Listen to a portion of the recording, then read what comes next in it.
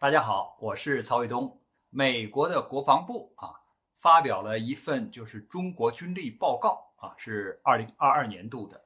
那么这份报告因为是军事上的评估嘛，你从情报搜集，还有比如说它这个武器装备的数量，还有军队整个发展的这个时间的节点上，从这些来讲那应该说基本大差不差，或者有些数字、有些年份是非常准确的从这些方面呢，其实他讲的是对的不是胡说八道。而有些方面，比如说为什么会造成这样一个情形，为什么会出现这样的原因，还有呢，就是中国发展这些军力的目的是什么？这里边的评判，那谬误可就多了去了。还有一个就是它毕竟是美国五角大楼做出来的报告，那你这个五角大楼做出来的报告是要给美国的政客，比如说制定政策呀，或者是未来的这个发展的趋势做决策的时候做参考的呀。所以你要给他提供一个就是为什么会是这样应该怎么办的问题。他有很多判断是错误的所以我们就从主要的几个方面来给他分析一下。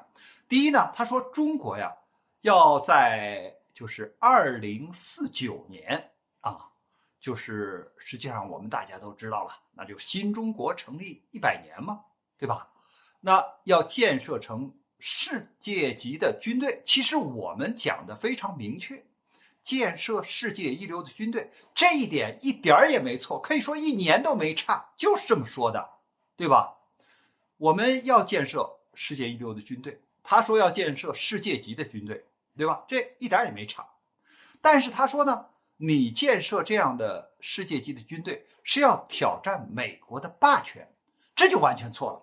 中国建设世界一流的军队是为了自身的安全，是为了地区的和平与稳定，是为了世界的和平，不是要挑战什么霸权，不是要侵略欺负其他的国家。所以他这个时间节点没错，但是他的判断是错的。第二点，他说呀，中国现在有400枚核弹头他想在就是2035年发展到1550枚。为什么他说要发展到1550枚呢？因为现在美俄之间还有最后一个军事条约，就是新削减战略导弹条约。那么他们两家就是互相限制了，就是美俄之间这个核弹头，就是部署的核弹头不能超过1550枚。为什么要定这么一个这个数字呢？因为这些就是这么多的核弹头基本上就可以把世界全给毁灭掉了。那你把世界全部毁灭掉了，那1遍、3遍，那不都一个结果？100遍，不都是相同的一个结果吗？所以你没必要就再扩大这个数字了。但是中国是拥有核武器以后，马上就承诺不首先使用核武器，不对无核国家和地区使用核武器。其他国家就有核国家没有做这样的承诺呀，我们是做了这样的承诺。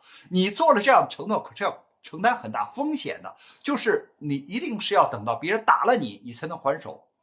那么中国现在实际上呢，和其他另外4个国家，就是英国、法国和俄罗斯基本上是在一个核政策。这个核政策主要指的是相互确保摧毁，就是谁要打我，那我也有能力把你给完全毁掉。只有美国例外，它是什么呢？它搞了一个全球弹道导弹防御体系，意思就是说我要打了你，你无力还手。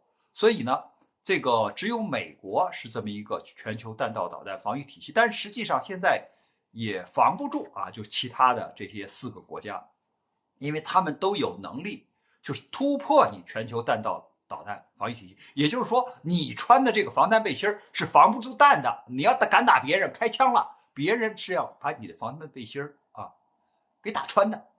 所以中国仍然采取这样一个就是既然中国都不对无核国家使用和这个或者是说包括地区啊，无核国家和地区使用核武器，哎，那你想想世界上现在有多少国家是拥有核武器的呀？对不对？很少啊。那么你中国发展那么多的核武器干嘛？就是把世界全毁灭就是一遍干什么呀？我要那么多的数量干什么？我的这些核武器的数量完全是自卫的，就是谁要打了我，我还手，而且一定要能够，就是把你给毁掉啊！我这可不是一个主动的，是你打了我之后我才还手的，你不打我绝不首先使用啊！所以中国发展核武器是为了挑战美国的核力量吗？这不是这个完全错误的判断吗？对不对？要跟美国去争核霸权去，没有的事儿。所以这个结论，他判断是错误的。再有，他说中国现在有2800多架飞机，不错，有这么多飞机。他说，而且你的这个飞机里边有很多的先进战机的这个性能，已经达到美国就是一流战机的这个水平了。你比如说，我们讲歼20，它就是属于按美国划带的5代机，当然我们中国自己划带是4代机啊，但是它的作战性能和你美国的，比如说 F-35或者是俄罗斯的苏57，它的性能基本上是相近的，或者起码它们没有代差。但是中国人研制这样的飞机是被你美国逼出来的呀。改革开放初期那个时候我们也想买点好东西啊，我们也想借鉴点别人的先进经验啊，我们把自己的歼8飞机送到美国去，花了大价钱，说让他给我们改装先进的雷达，结果雷达没装上，飞机都给扣下了。你一个国家这么言而无信，谁还能相信你了？而且要求他的这些西方的伙伴，包括英国呀、法国呀，都不能向中国出口军事上的装备，那就逼中国人不得不自己研发呀。所以你看，封锁了这么多年，你可以从就是材料、技术、组装的这些就是图纸什么都可以，包括就是造成的成品，全可以封锁住。但是你能封锁住中国人的创新能力吗？对吧？最后中国人经过这样的封锁，什么都造出来了。这不就是我们最常说的独立自主、自力更生吗？什么叫创新呢？这不就创新吗？完全是中国人自己创新出来的，你们是严格封锁的呀。所以中国有了今天这样的空中的装备或者航空的这些装备，你能埋怨中国人吗？对不对？是你封锁造成的呀，对不对？你想饿死我，我自己找粮食吃，对不对？我们生存下来了，所以这个可怨不得中国人，这个你美国自己反思去吧。还有一点，他说呀，中国去年进行的这种导弹的实验是世界上最多的。我进行导弹实验，这个是核武器吗？不是啊，我可以试验高超声速的武器，我可以试验变轨的武器，对不对？这是各个国家的权利。我试验20次不多，我试验200次也不多，为什么呢？我完全独立自主、自力更生啊，对不对？我一次次研发它不成功，我就要不断的研制，不断的探索呀。我碍其他国家的事儿了吗？没有啊，我没有影响其他国家的海域、空域的安全，对不对？我们是自己研发试制，而且我研发试制的这个目的，不是为了去侵犯别人，不是去为了就是夺什么霸权，而是要维护自己的国家的安全和统一。因为我们现在不惹事儿但是有的人老到我们国家周边来惹事儿，甚至是制造更多的这种军事上的挑衅性的麻烦。那我们没有先进的武器装备，我们怎么去应对这些挑衅？特别是军事上的现代化的信息化条件下的这种挑衅。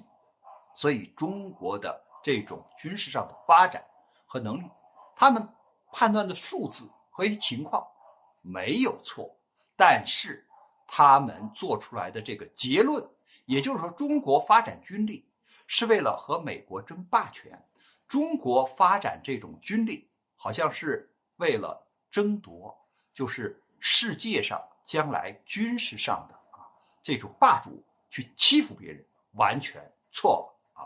所以这份军事报告它渲染中国威胁，无非是制造敌人，因为中国本身并不是美国的敌人啊。那么现在你要把它搞成一个敌人威胁，其实你说说中国威胁谁了，对不对？那把中国树立起来之后中国威胁吗？中国强大了，中国厉害啊！你看看跟美国的水平差不多了，其实它完全夸大了，就是中国的这种军事实力，还有综合的国力然后呢，把它塑造成一个，或者说把它这个装扮成一个敌人，因为它是靠这个判断和评估来做结论的嘛。它这样的话呢，就可以像比如说国会呀，像相关的这些企业呀，去要钱，对吧？去向他的这些军事盟友去渲染你们都受到了威胁。所以呢，他只是要达到这样一个目的，而并不是说因为中国的这种发展威胁到其他的国家安全。关于这个话题呢，我们今天就聊到这儿，感谢大家观看本节目，我们下期节目再见。